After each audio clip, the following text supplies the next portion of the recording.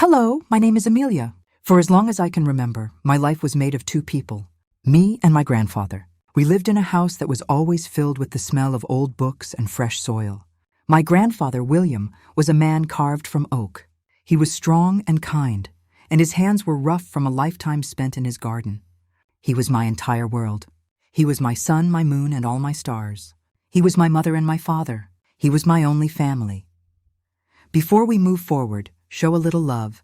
Please take a second to like this video, subscribe to my channel, and comment where in the world you're listening from. I love seeing how far my stories travel. I always knew on some level that I was different from other children. They had a mom and a dad.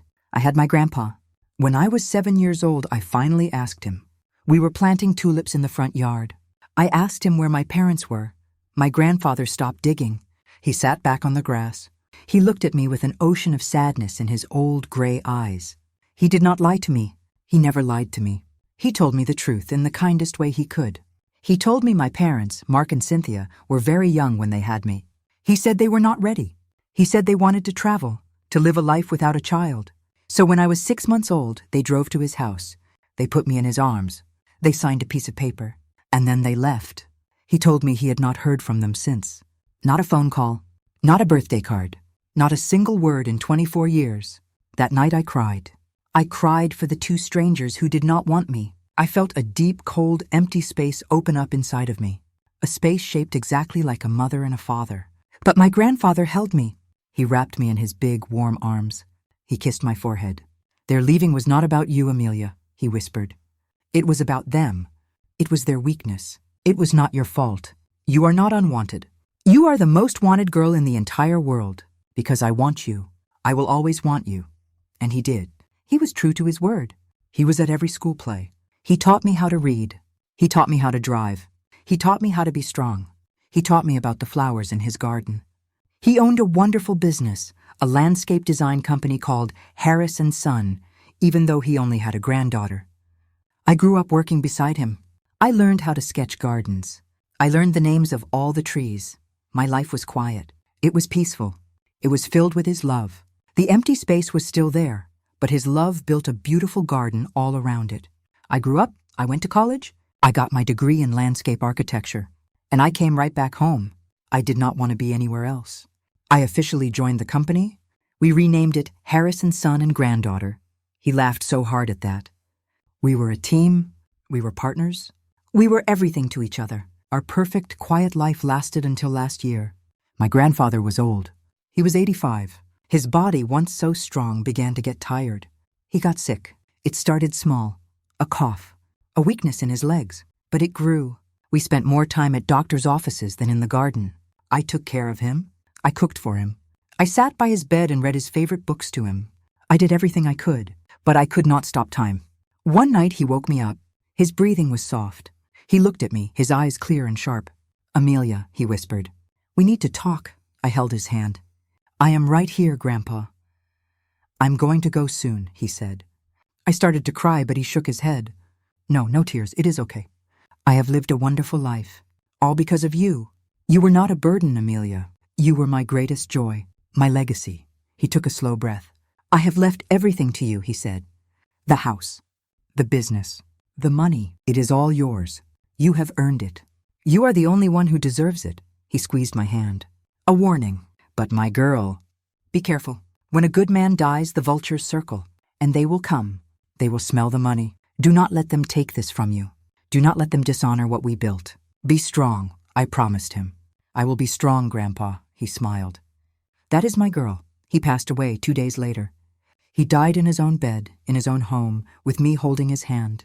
My world ended. My sun, my moon, and all my stars. They all went out. The man who had saved me, the man who had been my only family, was gone. The funeral was hard.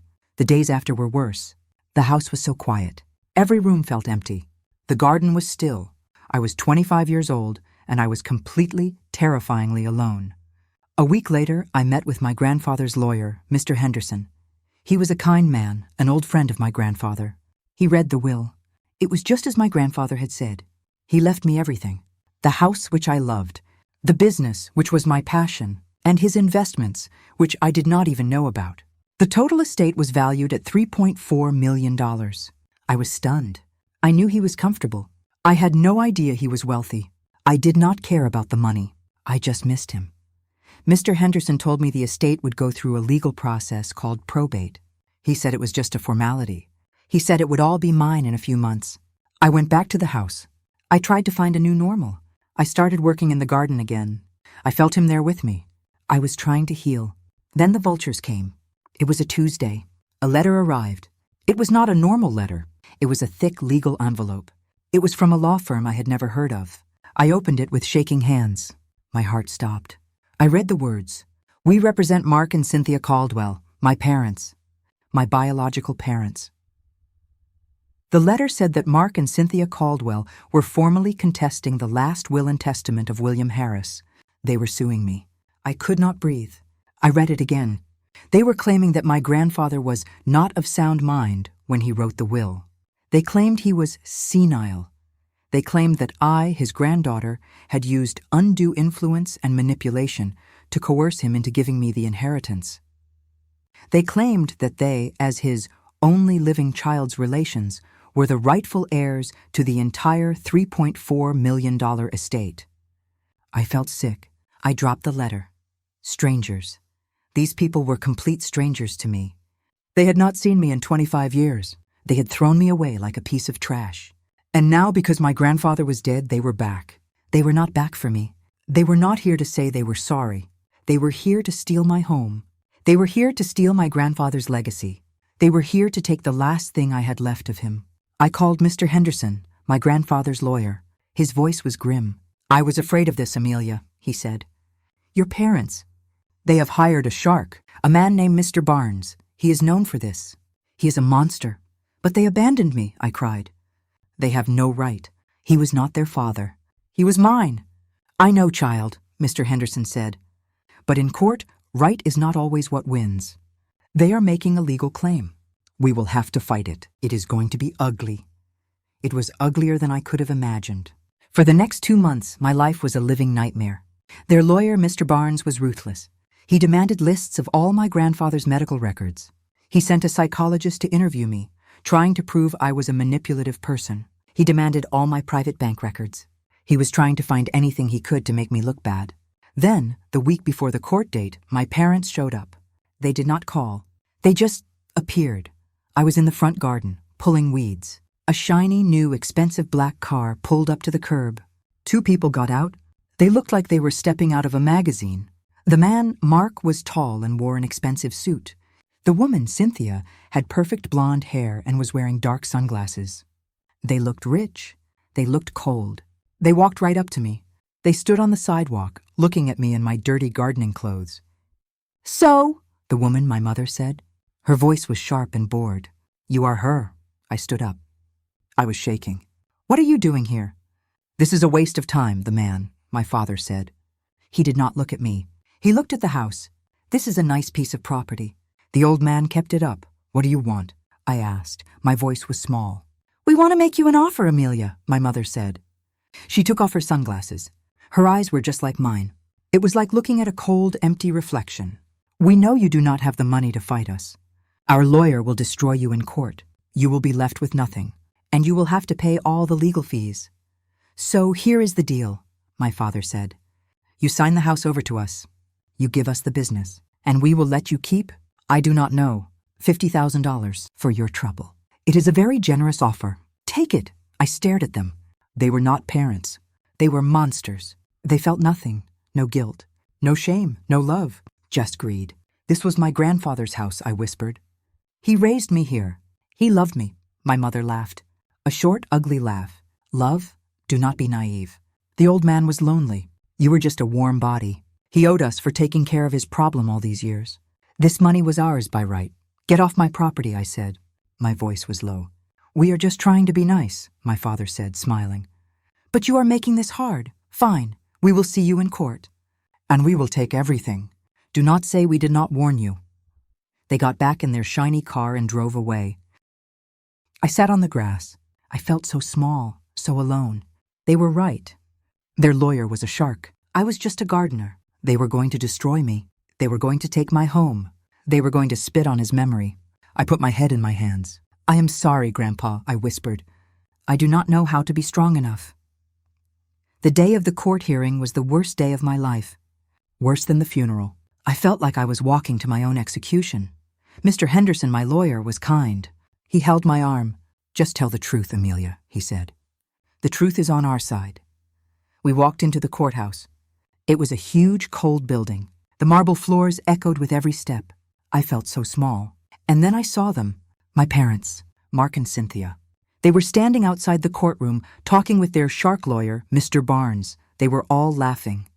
They were laughing like they were at a cocktail party. They looked so confident. They looked like they had already won. My mother, Cynthia, turned her head. She saw me. We locked eyes. She did not look away. She did not look guilty. She did not look sad. She looked at me, and she rolled her eyes. A slow, dramatic, hateful roll of her eyes, like I was a piece of gum on her shoe. Like I was an inconvenience, a stupid girl she had to waste her morning on. That tiny movement, it did something to me. The fear, it just burned away. All that was left was a cold, hard anger. She had no right. They had no right. I would not let them win. Let's go, I said to Mr. Henderson. My voice was strong. We walked into the courtroom. It was a big, dark, wood-paneled room. We sat at our table. My parents and their lawyer sat at the other one. I could feel them staring at me. I refused to look. The bailiff banged his gavel. All rise, he said. The Honorable Judge David Rowan, presiding. We all stood up. The judge walked in. He was an older man. He had white hair. He wore thick glasses. He looked serious. He looked kind of familiar. I thought maybe I had seen him around town. He sat down in his big chair. He looked at the papers on his desk. Case number 734B, the judge said. His voice was a deep, powerful rumble. The matter of the estate of William Harris. Caldwell versus Harris. Are both parties present? Yes, Your Honor, Mr. Barnes said, his voice smooth as oil. Yes, Your Honor, Mr. Henderson said. Very well, the judge said.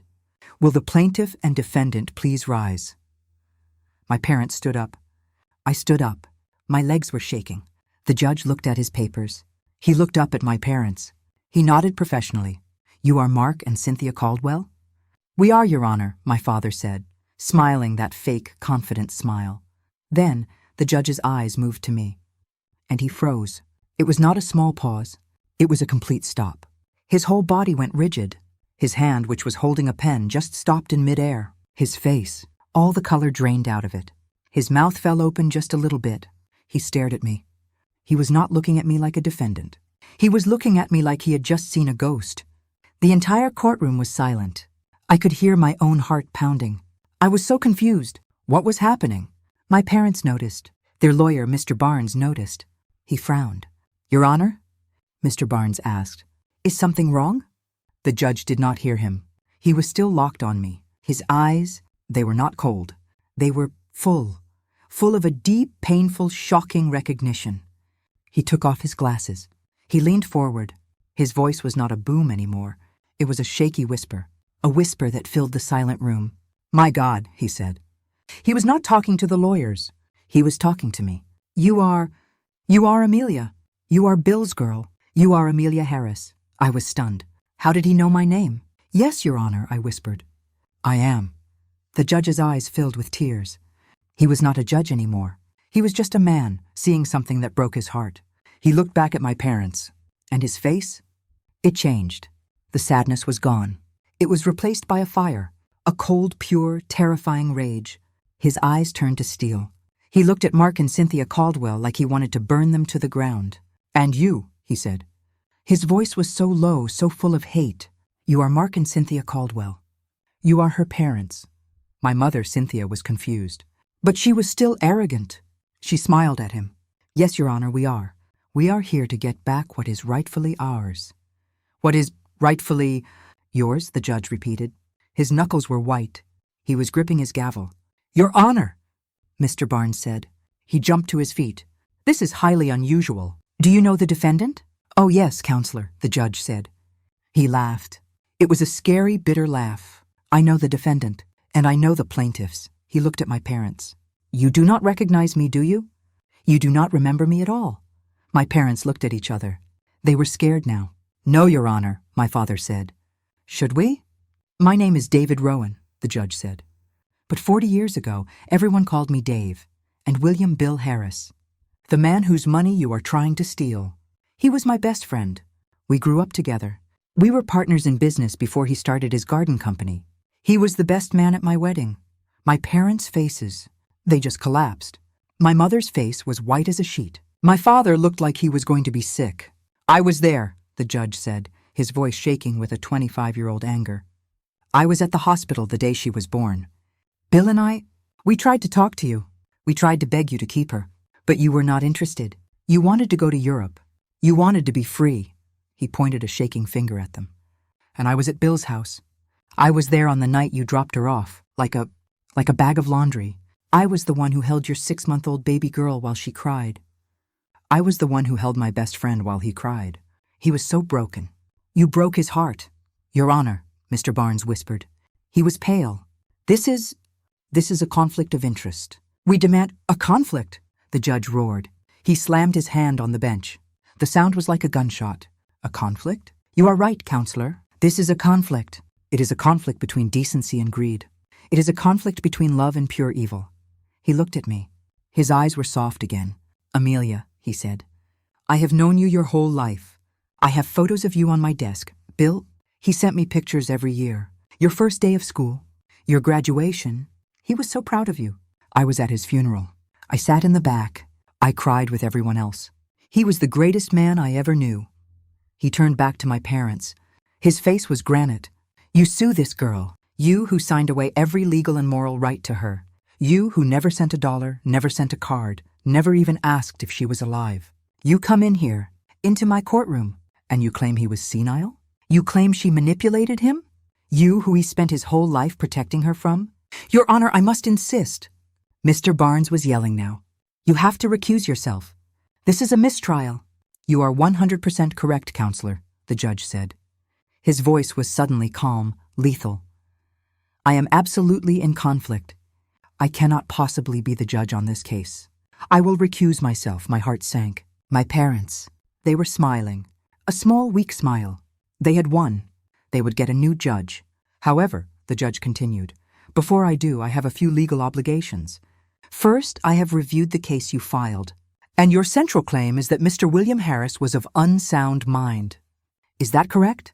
Yes, Your Honor, Mr. Barnes said. Well, the judge said, as a material witness to the last 40 years of Mr. Harris's life, and as a sworn officer of the court, I am submitting a formal, sealed, 200-page affidavit to the court record.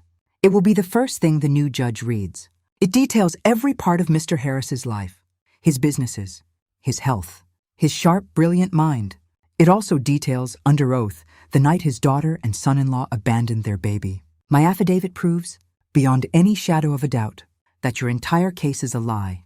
My parents' lawyer looked like he was going to faint. Second, the judge said, this lawsuit, it is baseless, it is frivolous, and it is, in my opinion, malicious. It is designed to harass and inflict emotional trauma on the victim of your own abandonment. So I am referring this entire case, and you, Mr. and Mrs. Caldwell, to the district attorney's office for investigation of criminal fraud and witness intimidation. You cannot do that, my father yelled. I just did, the judge said. And finally, the judge continued, this is my courtroom, and I will not have it filled with filth. I am finding both you, Mr. Caldwell, and you, Mrs. Caldwell, in contempt of court. For your fraudulent claims and your disruption of these proceedings. Bailiff, take them into custody, my mother screamed. A real terrified scream. 2 large officers walked forward. They pulled my father's hands behind his back. They pulled my mother's hands behind her back. Take them out, the judge said.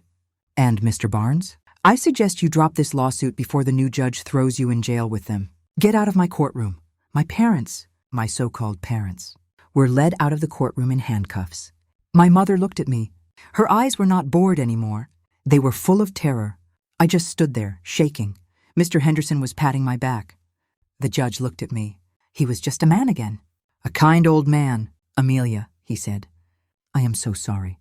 Bill was a great man. He loved you so much. My life was quiet again. My home was safe. My grandfather's legacy was safe. A month later, I got a letter. It was from Uncle Dave, Judge Rowan. He invited me to his house for dinner. He said he had something for me. I went. He and his wife were so kind. They hugged me. And he gave me a box. It was an old wooden box. Inside, it was full of pictures. Pictures of my grandfather. Pictures of him and my grandfather as young men. Pictures of me as a baby, being held by this man I did not even know. He was so proud of you, Amelia, David said. He was my best friend. And I am so glad I can finally be your friend too. I did not lose my family. My grandfather left me one last piece of him. One last friend. I was not alone. I was never alone. I was loved all along.